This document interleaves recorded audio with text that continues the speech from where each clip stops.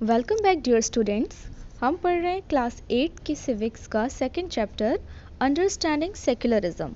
इस चैप्टर में हम सेक्युलरिज्म के बारे में समझेंगे। सेक्युलरिज्म आखिर क्या होता है, इसकी क्या समझ है और ये इंडियन सोसाइटी में किस तरीके से है और वेस्टर्न सोसाइटी में किस तरीके से है।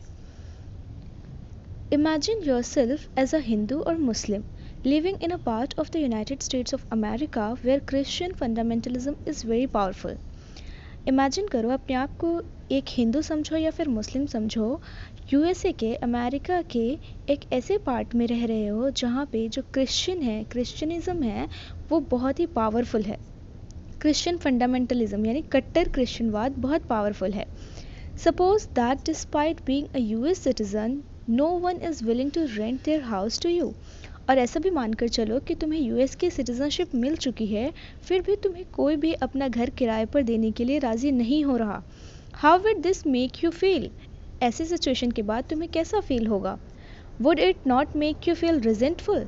क्या तुम्हें इस सिचुएशन के बाद बदले की भावना नहीं आएगी? तुम्हें बुरा फील नहीं होगा? तुम्हारा भी मन करेगा ना कि तुम भी बदला लो उनसे। What if you decided to complain against this discrimination and were told to go back to India? और तब क्या होगा जब तुमने ये फैसला किया कि तुम इसके खिलाफ कोई कंप्लेन करो, इस डिस्क्रिमिनेशन के खिलाफ, और तुम्हें जवाब में ये कहा जाए कि अपने इंडिया चले जाओ वापस। Would this not make you feel angry? क्या तुम्हें ये सुनकर बहुत गुस्सा फील नहीं होगा? Your anger could take two forms. तुम्हारा जो ये गुस्सा है ये दो तरीके ले सकते हैं। पहला, you might react by saying that Christians should get the same treatment in places where Hindus and Muslims are in majority. पहले जवाब में तो तुम ये कह सकते हो, ये कह के अपनी जो रिजेंट है, अपना जो विरोध है व्यक्त कर सकते हो कि क्रिश्चियंस को भी ऐसा ही बर्ताव का सामना करना पड़ेगा जब वो हिंदू या फिर मुस्लिम मेजॉरिटी इलाके में होंगे। This is a form of retaliation. ये एक रिटेलिएशन का फॉर्म है, एक बदला लेने का तरीका है। और you might take the view that there should be justice for all. और तुम्हारा दूसरा नज़रिया ये हो सकता है कि तुम सबके लिए जस्टिस की बात कर सकते हो, सबके लिए एक तरीके के न्याय की बात कर सकते हो। You may fight stating that no one should be discriminated against on grounds of their religious practices and beliefs. और तुम अपनी दूसरी लड़ाई की शुरुआत इस स्टेटमेंट के साथ कर सकते हो कि किसी के साथ भी भेदभाव नहीं किया जाना चाहिए उसके धर्म की प्रैक्टिसेस, उसकी धर्म की मान्यताओं के आधार पर। This statement rests on the assumption that all forms of domination related to religion should end. और जो तुम्हारे स्टेटमेंट का ये जो फॉर्म होगा, ऐसा जो मानना होगा, उसमें ये कहा जाएगा कि ऑल फॉर्म ऑफ डोमिनेशन, हर तरीके का जो डोमिनेशन है, प्रभुत्व है, उसको ख़त्म कर दिया जाए जो कि धर्म से संबंधित है। This is the essence of secularism. और यही सेक्युलरिज्म की भावना है, यानी रिलीजन के आधार पर, धर्म के आधार पर किसी से भी भेदभाव नहीं किया जाना। In this chapter you will read more about what this means in the Indian context. इस चैप्टर में तुम डिटेल में पढ़ोगे कि इंडियन कॉन्टेक्स्ट में, भारतीय संदर्भ में सेक्युलरिज्म का क्या मतलब होता है। History provides us with many examples of discrimination. हमारा इतिहास गवाह है कि लोगों के साथ बहुत ज़्यादा डिस्क्रिमिनेशन होता आ रहा है, भेदभाव हो रहा है, एक्सक्लूजन हो रहा है, परसिक्यूशन हो रहा है धर्म के आधार पर, यानी लोगों को उनके ही समाज से निष्कासित किया जा रहा है, निकाला जा रहा है और उनके साथ दमन, उत्पीड़न, जुल्म हो रहा है। You may have read about how Jews are persecuted in Hitler's Germany and how several millions were killed. तुमने ज़रूर सुना भी होगा और पढ़ा भी होगा कि किस तरीके से जर्मनी के हिटलर ने अपने यहाँ के ज्यूज़ लोगों को, यहूदी लोगों को परसिक्यूट किया, उनके साथ जुल्म किया और उन्हें मिलियंस की संख्या में उन्हें मारा भी। जर्मनी यूरोपियन एक कंट्री है। Now, however, the Jewish state of Israel treats its own Muslim and Christian minorities quite badly. और अब हम ये देखें तो जो इज़राइल स्टेट है, एक यहूदी स्टेट है। स्टेट का मतलब हमारा इंडियन स्टेट वाला स्टेट नहीं, बड़े पैमाने पर हम स्टेट अपने एक राष्ट्र या फिर नेशन को भी स्टेट कहकर ही बुलाते हैं। सो जो ज्यूइश स्टेट इज़राइल है, यहूदियों का इज़राइल जो स्टेट है, वहाँ अपने ही मुस्लिम और अपने ही क्रिश्चियन जो माइनॉरिटीज़ है उनके साथ बुरा बर्ताव किया जाता है। सऊदी अरेबिया के एग्जांपल ले लें तो non Muslims are not allowed to build a temple, church etcetera and nor can they gather in a public place for prayers. Saudi Arabia में ये है कि जो नॉन मुस्लिम्स हैं वो ना ही तो अपना टेम्पल बना सकते हैं, ना ही चर्च बना सकते हैं, और पब्लिक प्लेस पर अपनी जो धार्मिक सभाएं हैं उसके लिए इकट्ठा नहीं हो सकते। जो भी करना है घर के अंदर करो। In all of the above examples, members of one religious community either persecute or discriminate against members of other religious communities.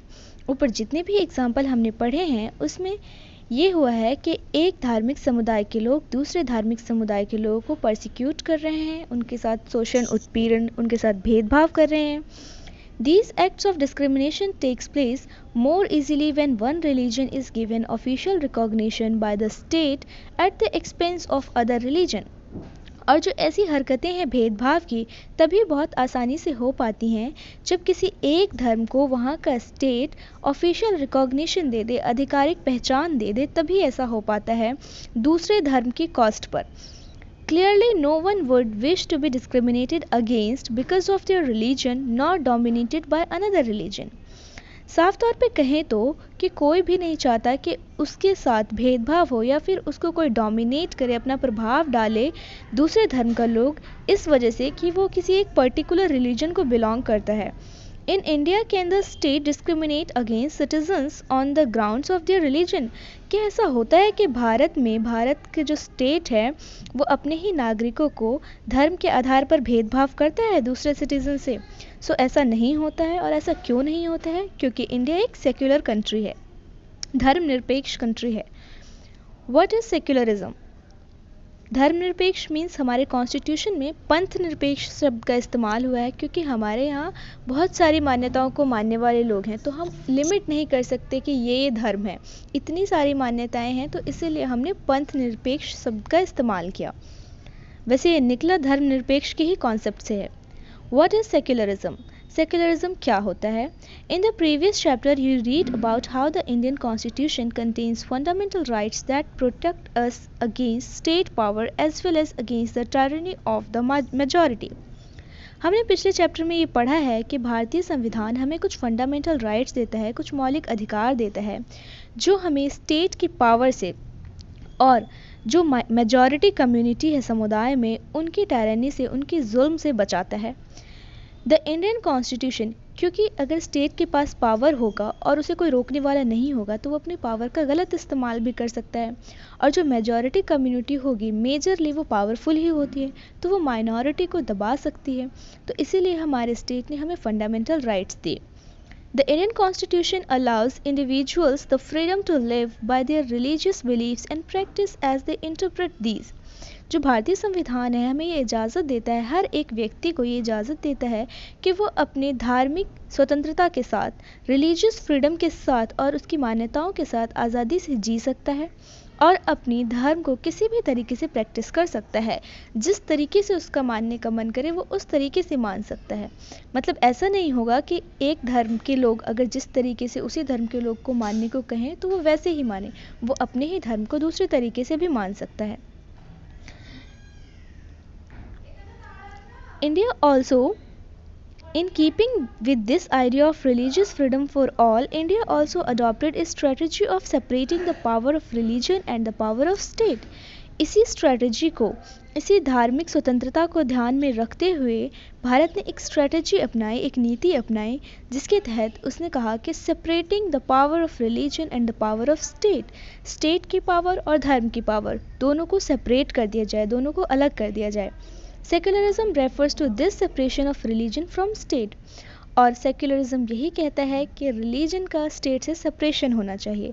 अगर स्टेट और रिलीजन मिले जुले रहें तो जो डोमिनेंट रिलीजन होगा उसका ज़्यादा प्रभाव हो जाएगा स्टेट पर, और इस तरीके से जो कमज़ोर रिलीजन होगा, मतलब जो संख्या में कम होंगे, उनके साथ भेदभाव किया जाने लगेगा, क्योंकि जो स्टेट में पावरफुल होंगे पावर उनके पास आएगी और फिर वो पावर का गलत इस्तेमाल कर सकेंगे।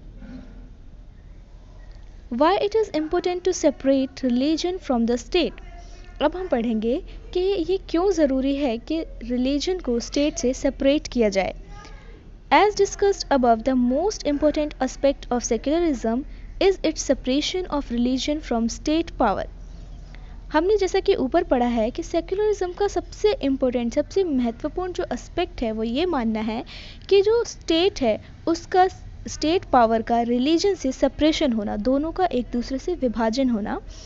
This is important for a country to function democratically, और ये हर एक डेमोक्रेटिक कंट्री के लिए ज़रूरी है. Almost all countries of the world will have more than one religious group living in them. लगभग दुनिया के सभी देशों में, जितने भी देश हैं उन सभी देशों में एक से ज़्यादा धर्म के लोग रहते हैं. कोई भी ऐसा कंट्री नहीं है जहाँ केवल एक ही धर्म रहता हो. Within these religious groups there will most likely to be one group that is in a majority. और इन सब रिलीजियस ग्रुप्स में, धार्मिक समुदायों में ऐसा होना लाजमी है कि जो एक धार्मिक समुदाय होगा वो मेजॉरिटी में होगा, बाकी कुछ माइनॉरिटीज़ में होंगे. माइनॉरिटीज़ यानी अल्पसंख्यक, मेजॉरिटी मीन्स बहुसंख्यक. If this majority religious group has access to state power, then it could quite easily use this power and financial resource to discriminate against and persecute persons of other religions. अगर ऐसा हुआ तो जो majority group होंगे, क्योंकि democracy में क्या होता है, जिसके पास ज़्यादा पावर होगी, ज़्यादा वोट्स होंगे, ज़्यादा सीट मिलेगी और मेजॉरिटी की सरकार बन जाएगी. और अगर ऐसा हुआ तो जो मेजॉरिटी ग्रुप है वो पावर में आ जाएगा, उसके हाथ में स्टेट पावर आ जाएगी और वो बहुत ही आसानी से उस पावर का और जो स्टेट का फाइनेंशियल रिसोर्स है, स्टेट का पैसा है, उसका गलत इस्तेमाल कर सकता है माइनॉरिटी के साथ भेदभाव करने के लिए, दूसरे धर्म के लोगों के साथ. This tyranny of the majority could result in discrimination, coercion, and at times even the killing of religious minorities. और ये जो जुल्म है मेजॉरिटी का, उसका परिणाम इस हद तक जा सकता है कि लोगों के साथ बहुत ज़्यादा भेदभाव हो, उनका बहुत ज़्यादा दमन हो, कोरेशन हो, और इवन उनको मारा भी जाना लगे. ऐसा हमने हिस्ट्री में देखा है ज्यूश यहूदी लोगों के साथ क्रिश्चियंस के द्वारा हिटलर की जर्मनी में. The majority could quite easily prevent minorities from practicing their religions. और इस तरीके से जो मेजॉरिटी होंगे वो बहुत ही आसानी से, क्योंकि अगर उनके हाथ में स्टेट पावर होगी वो सब कुछ कर सकते हैं, तो जो मेजॉरिटी होंगे वो बहुत ही आसानी से माइनॉरिटी को उनके धर्म को प्रैक्टिस करने से, मानने से रोक सकते हैं. Any form of domination based on religion is in the violation of the rights that a democratic society guarantees to each and every citizen irrespective of their religion. और किसी भी तरीके का डोमिनेशन, किसी भी तरीके का प्रभुत्व या फिर भेदभाव धर्म के आधार पर वायोलेशन होगा एक लोकतांत्रिक समाज के फंडामेंटल राइट्स का, क्योंकि हम जानते हैं कि हर डेमोक्रेटिक सोसाइटी कुछ फंडामेंटल राइट देते हैं अपने हर सिटीज़न को, बिना किसी धर्म, बिना किसी जाति, कास्ट और इन सब का ध्यान रखे हुए, इर्रिस्पेक्टिव ऑफ देयर रिलीजन. अगर ऐसा हुआ, धर्म के आधार पर भेदभाव हुआ जाने लगा, तो फिर डेमोक्रेसी का कोई मतलब ही नहीं रहता. जब इक्वालिटी ही नहीं है, क्योंकि डेमोक्रेसी क्या गारंटी करता है, लिबर्टी होना चाहिए, सबको इक्वालिटी होना चाहिए, सबके साथ न्याय होना चाहिए, जस्टिस होना चाहिए. अगर सेक्युलरिज्म नहीं हुआ तो इस तरीके का भेदभाव होगा, और जब इस तरीके का भेदभाव होगा तो लोगों को ना ही तो न्याय मिल सकेगा, ना ही इक्वालिटी और ना ही लिबर्टी, तो फिर डेमोक्रेसी अपने आप में कमज़ोर पड़ जाएगी. Therefore, the tyranny of the majority and the violation of fundamental rights that can result is one reason why it is important to separate the state and religion in democratic societies. इसीलिए जो tyranny है majority की और violation है fundamental rights का, यही एक कारण है जिसकी वजह से हम ये मान सकते हैं कि एक डेमोक्रेटिक सोसाइटी में धर्म का और स्टेट का सेपरेट होना ज़रूरी है. Another reason that it is important to separate religion from the state in democratic societies is because we also need to protect the freedom of individual to exit from their religion, embrace another religion or have the freedom to interpret religious teachings differently. और अभी तो हमने ऊपर पढ़ा, वो इसलिए पढ़ा state और रिलीजन का अलग होना कि हम इक्वालिटी इस्टेब्लिश करना चाह रहे थे, डिस्क्रिमिनेशन को ख़त्म करना चाह रहे थे, भेदभाव को. नेक्स्ट जो कॉन्सेप्ट है वो फ्रीडम को लेकर के है कि आज़ादी होनी चाहिए. दूसरा रीज़न ये है स्टेट का सेपरेट होना स्टेट का रिलीजन से एक लोकतांत्रिक समाज में, क्योंकि लोकतांत्रिक समाज में हमें लोगों की फ्रीडम को बचाना है, प्रोटेक्ट करना है. हर एक व्यक्ति को ये फ्रीडम होनी चाहिए कि वो किसी भी धर्म से एग्जिट कर सके, निकल सके और किसी दूसरे रिलीजन को मान सके.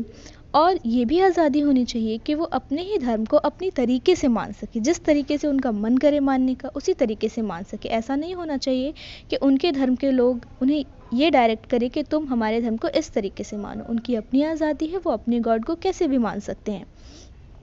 सो the freedom to interpret religious teaching differently, मतलब जो धर्म की टीचिंग्स हैं, जो उसकी नॉलेज है, उसको अलग तरीके से भी मान सकते हैं। To understand this point better let us take the practice of untouchability. इस पॉइंट को अच्छे से समझने के लिए हम अनटचेबिलिटी का कॉन्सेप्ट लेते हैं, जो ये प्रथा थी अनटचेबिलिटी की, छुआछूत की।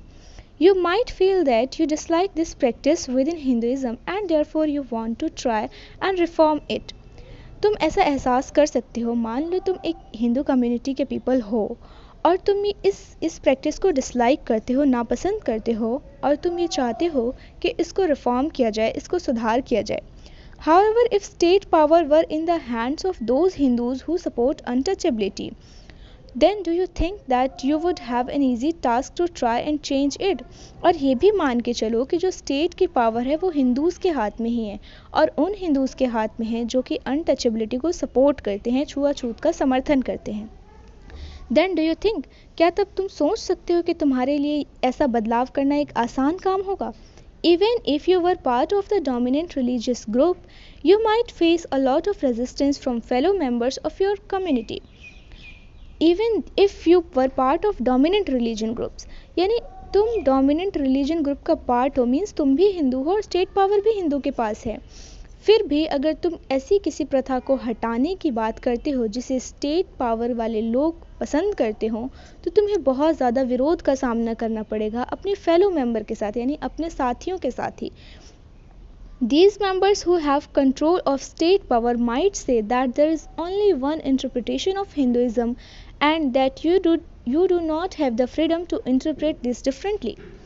और जो स्टेट के मेंबर्स होंगे, जिनके पास पावर होंगी, वो ये कह सकते हैं कि हिंदुइज्म की यही एक इंटरप्रिटेशन है, यही एक समझ है कि नीची जाति के लोगों के साथ भेदभाव किया जाए, बल्कि ऐसा नहीं है, बट वो ऐसा कह सकते हैं।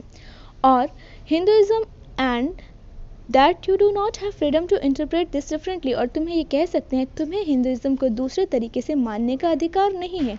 इसीलिए ऊपर ये कहा गया है कि have the freedom to interpret religious teaching differently, हमें फ्रीडम है कि हम अपनी रिलीजियस टीचिंग को अलग अलग तरीके से मान सके, क्योंकि कई बार ऐसा भी हो सकता है कि कुछ लोग जो गलत मान्यताएं हैं उनको भी टीचिंग में शामिल करके और लोगों के ऊपर प्रेशराइज करके उनको मानने का जोर दें।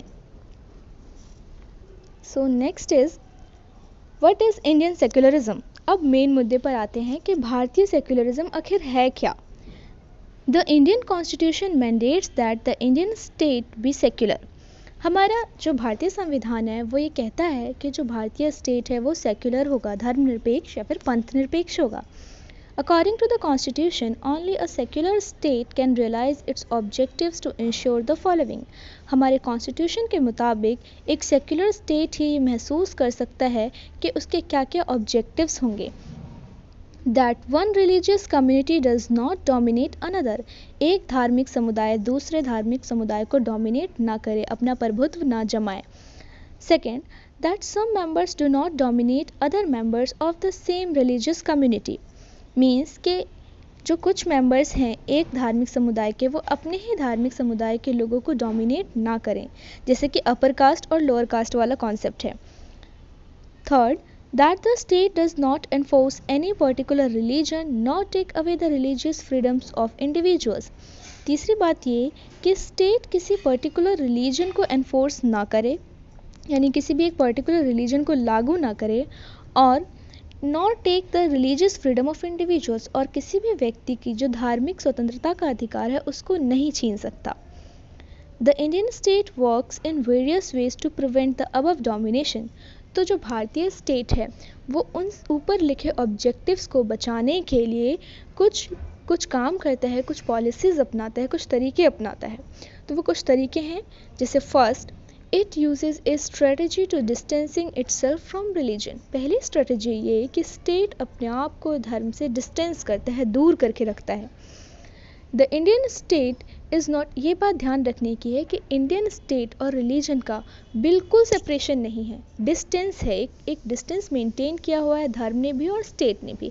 ऐसा नहीं है कि धर्म और स्टेट के बीच एक बहुत बड़ी दीवार है, दोनों एक दूसरे की तरफ देख भी नहीं सकते। ऐसा कॉन्सेप्ट यूरोपियन कंट्रीज़ में है। It uses as a strategy of distancing itself from religion, यानी हमारे यहाँ धर्म और रिलीजन की एक डिस्टेंस वाली स्ट्रेटजी है। The Indian state is not ruled by a religious and not does it support any religion, any one religion. जो भारतीय स्टेट है वो किसी एक धार्मिक समुदाय के द्वारा शासित नहीं किया जाएगा, रूल नहीं किया जाएगा, और ना ही किसी एक पर्टिकुलर रिलीजन को सपोर्ट करेगा।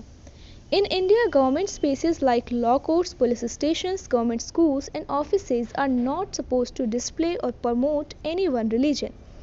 भारत में जितने भी गवर्नमेंट स्पेस हैं, सरकारी क्षेत्र हैं, जैसे कि कोर्ट हो गया, पुलिस स्टेशन हो गया, गवर्नमेंट स्कूल या फिर कोई दफ्तर, उसमें किसी भी धर्म को, किसी भी एक पर्टिकुलर धर्म को ऐसा नहीं माना जाता कि वो संस्था सपोर्ट करेगी या फिर प्रमोट करेगी।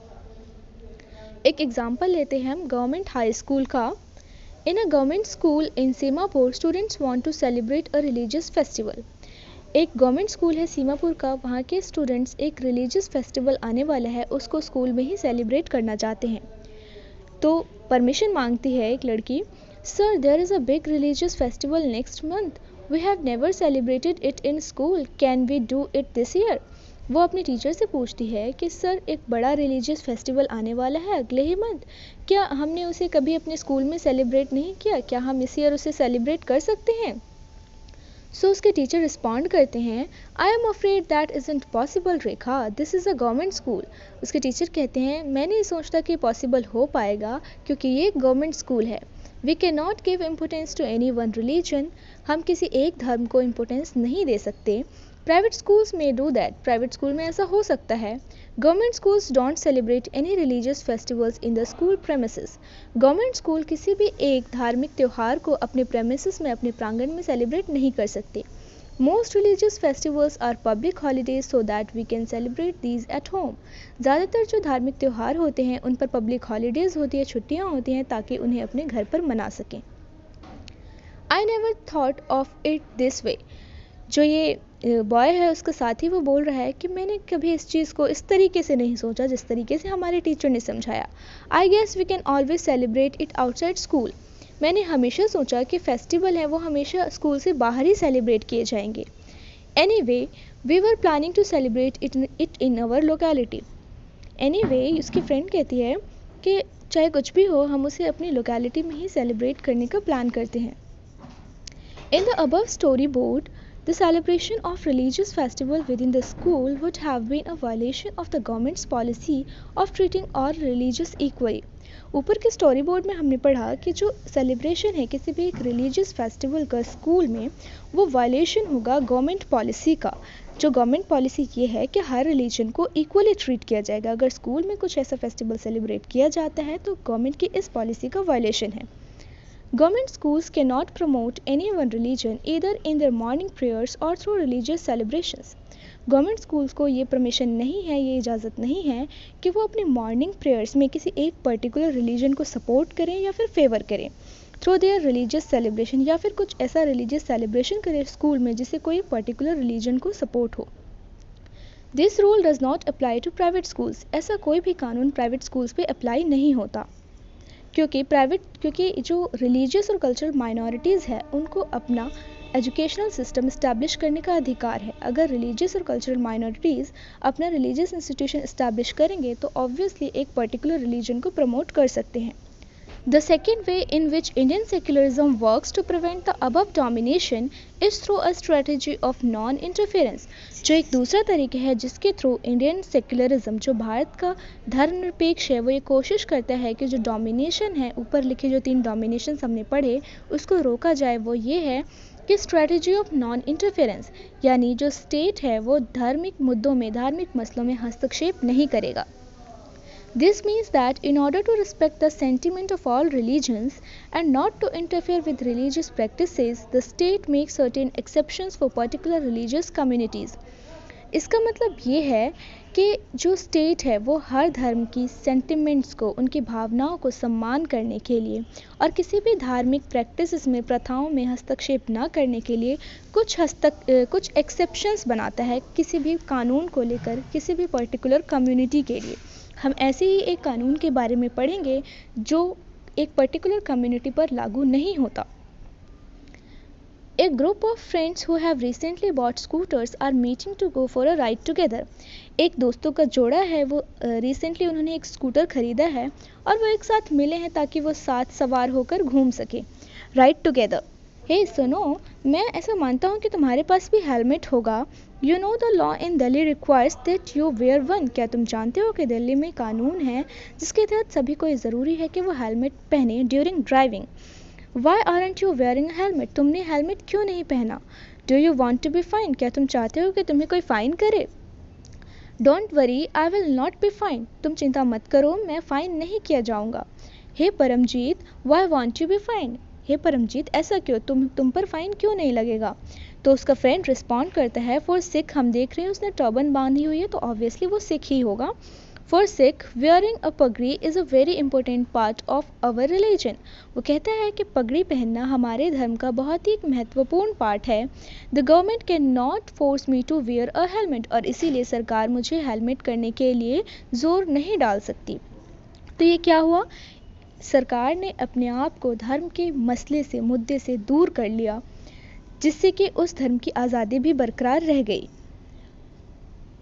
In the above storyboard, Paramjeet the Sikh youth does not have to wear helmet. ऊपर के स्टोरी बोर्ड में जो परमजीत है, एक सिख यूथ है, उसे हेलमेट पहनने की कोई ज़रूरत नहीं है।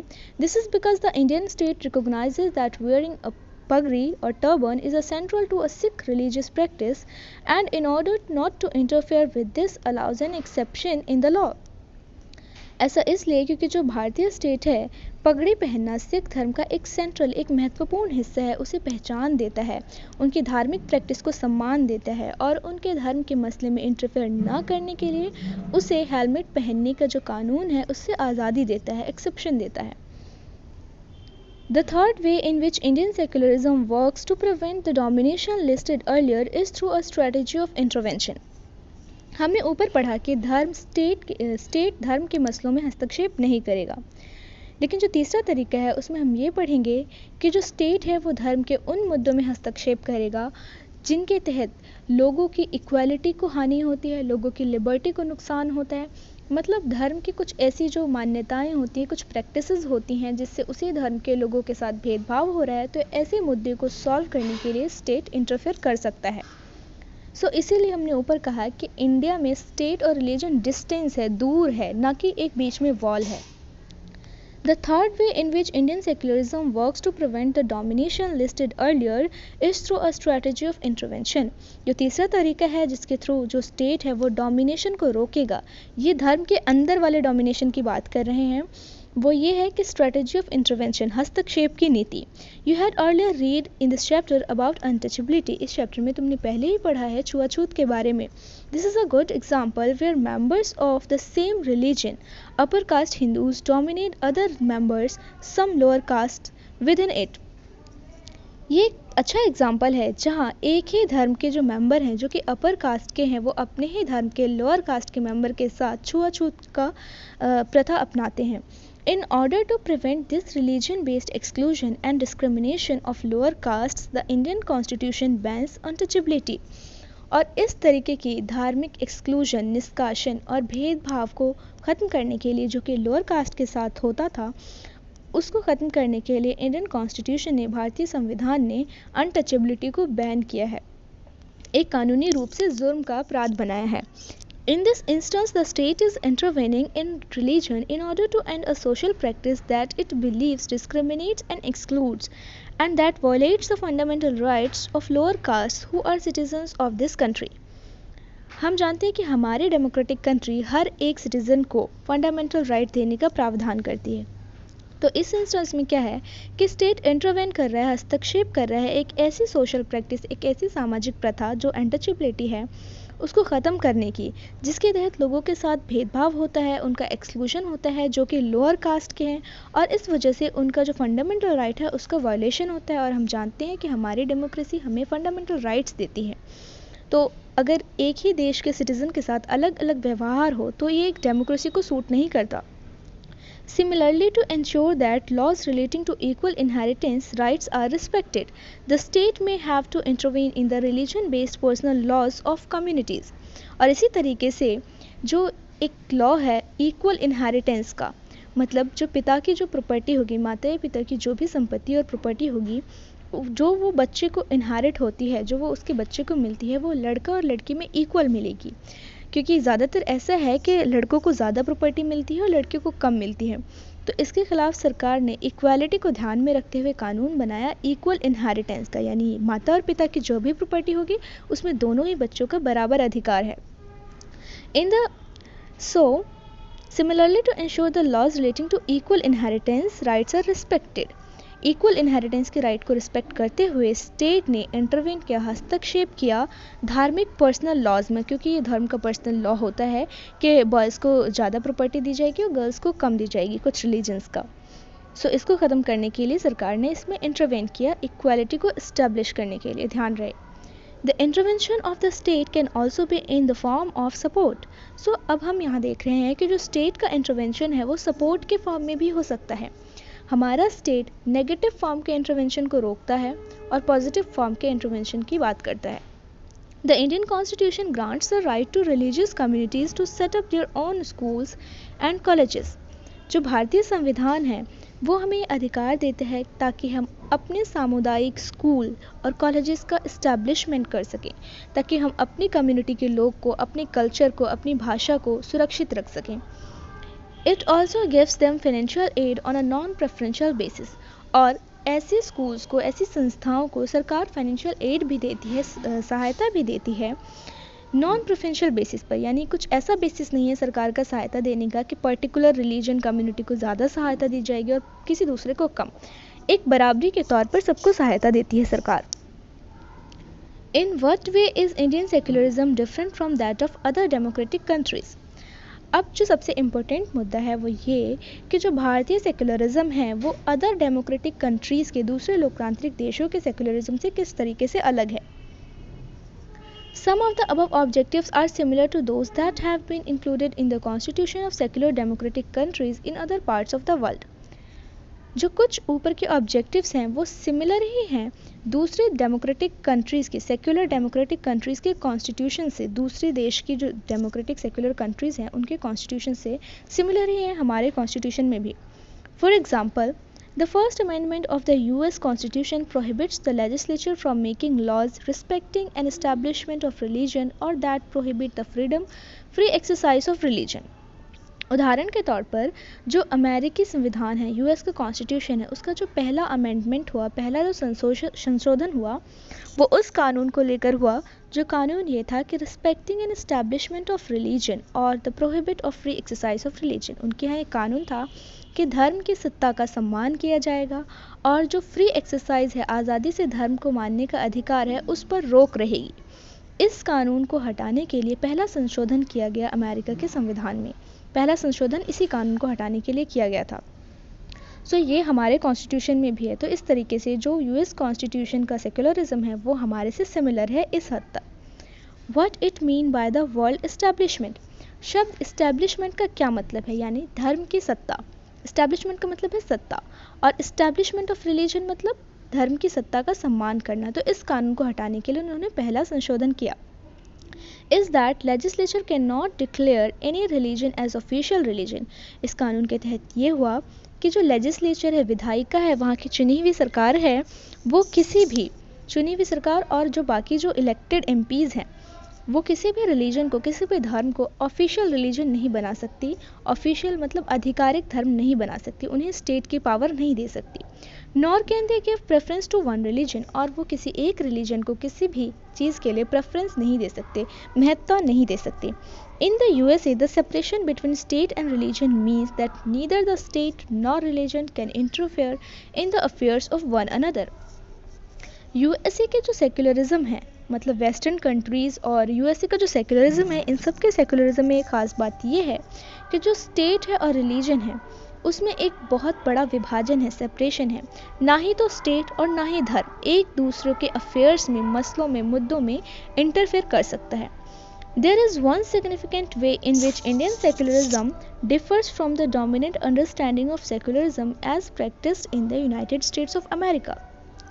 और ये एक सिग्निफिकेंट तरीका है जिसके तहत जो इंडियन सेकुलरिज्म है वो अमेरिकन यूएसए के सेकुलरिज्म की समझ से अलग है। जो सिमिलैरिटी थी वो ये थी कि किसी भी रिलीजन को ऑफिशियल रिकॉग्निशन नहीं दी जाएगी, मतलब किसी भी रिलीजन का इस्टेब्लिशमेंट नहीं होगा। और डिसिमिलैरिटी क्या है कि स्टेट और रिलीजन का पूरी तरीके से सेपरेशन होगा यूएसए में और वेस्टर्न कंट्रीज़ के सेकुलरिज्म में, और इंडिया में एक डिस्टेंसिंग होगा और एक पॉजिटिव इंटरफेरेंस भी होगा। This is because unlike the strict separation between religion and the state in American secularism, in Indian secularism the state can intervene in religious affairs. वही बात है, फाइनली कंक्लूड करके बताया है। दिस इज़ बिकॉज जो strict separation है American secularism में religion और स्टेट का, वो इंडियन सेकुलरिज्म में नहीं है। इंडियन सेकुलरिज्म में स्टेट इंटरवेन कर सकता है, हस्तक्षेप कर सकता है रिलीजियस अफेयर्स में, धार्मिक मसलों में। You have read about how the Indian Constitution intervened in Hindu religious practices in order to abolish untouchability. जैसा कि तुमने ऊपर पढ़ा है कि किस तरीके से भारतीय संविधान ने हस्तक्षेप किया एक सोशल प्रैक्टिस को, सामाजिक प्रथा अनटचेबिलिटी को ख़त्म करने के लिए हिंदू रिलीजन में। In Indian secularism, though the state is not strictly separate from the religion, it does maintain a principal distance vis-a-vis religion. Indian secularism में क्या है कि स्टेट का स्ट्रिक्ट सेपरेशन नहीं है धर्म के साथ, और ये है कि वो एक प्रिंसिपल डिस्टेंस, एक सिद्धांतिक दूरी बनाए हुआ है स्टेट रिलीजन से और रिलीजन स्टेट से।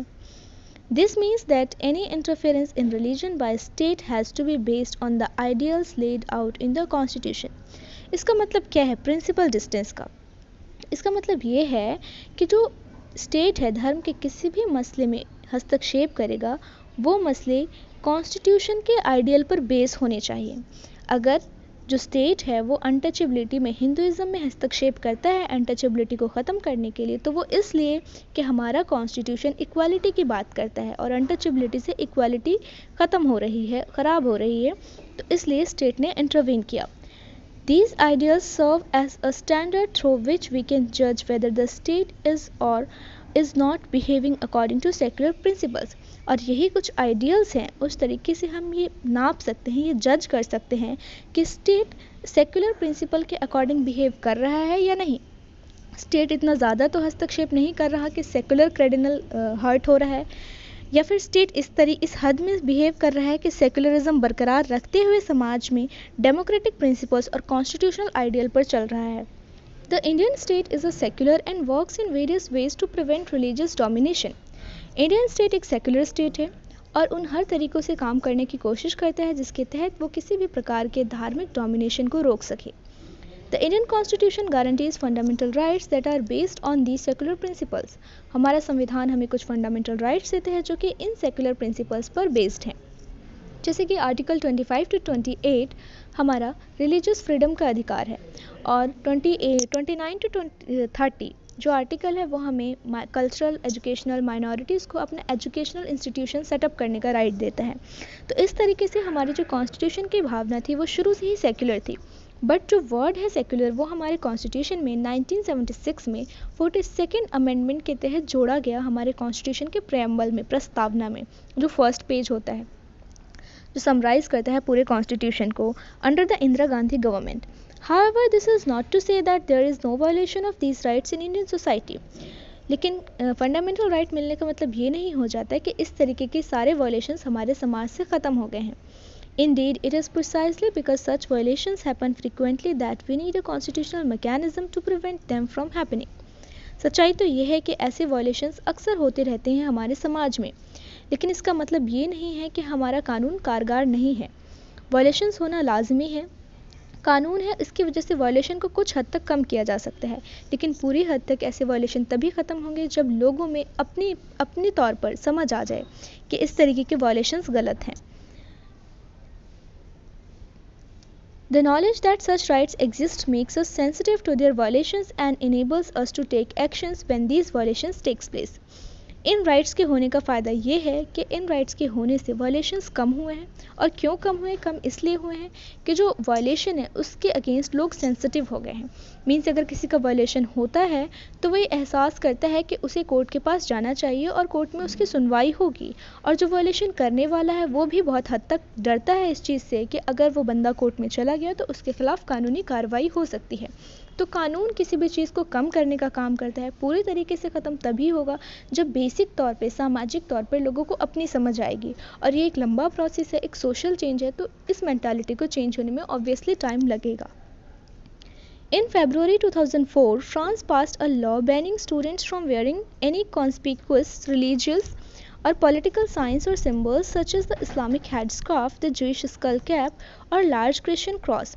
2004 में फ्रांस ने एक लॉ पास किया जिसके तहत उसने स्टूडेंट्स को बैन कर दिया किसी भी रिलीजियस, कोई भी धार्मिक, कोई भी पॉलिटिकल साइन या सिंबल पहनने के लिए, जैसे कि इस्लामिक हेडस्कार्फ हो गया, इस्लामिक गर्ल स्टूडेंट्स द्वारा जो हिजाब पहनते हैं, या फिर यहूदी जो स्कल कैप पहनते हैं अपने हेड पर, या फिर जो क्रिश्चियन है वो एक बड़ा सा टी अपने गले में पहनते हैं।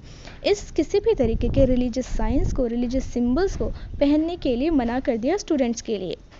This law has encountered a lot of resistance from immigrants who are mainly from the former French colonies of Algeria, Tunisia और मोरक्को। इस कानून का बहुत ही बड़े पैमाने पर विरोध हुआ उन लोगों द्वारा, उन इमिग्रेंट्स द्वारा जो उस कंट्री में आए हुए थे, अल्जीरिया, ट्यूनीशिया और मोरक्को से। अल्जीरिया, ट्यूनीशिया और मोरक्को पहले फ्रेंच की कॉलोनी थी, यानी फ्रेंच के गुलाम कंट्रीज़ थे। इन कंट्री से आए लोगों ने इस कानून का बहुत विरोध किया। In the 1960s, France had faced a shortage of workers and therefore had provided visas for these immigrants to come and work in their country. 1960 में फ्रांस ने खुद ही, जब फ्रांस के यहाँ वर्कर की शॉर्टेज हो गई, तो इन देश के लोगों को वीज़ा दिया और इन्हें अपनी कंट्री में बुलाया काम के लिए। The daughters of these immigrants often wear headscarves while attending school. और इन्हीं इमिग्रेंट्स की जो लड़कियां थी वो हमेशा हेडस्कार्फ पहनती थी, हिजाब पहनती थी स्कूल जाते दौरान। However, with this passing of the new law, और इस न्यू लॉ के पास करने के बाद they have been expelled from their schools for wearing scarves, और इस लॉ के पास करने के बाद उन्हें उनके स्कूल से निकाल दिया गया उनके हिजाब पहनने की वजह से। सो अब हमारा चैप्टर कंप्लीट होता है। मिलते हैं नेक्स्ट लेक्चर में नेक्स्ट चैप्टर के साथ। तब तक के लिए bye bye and take care.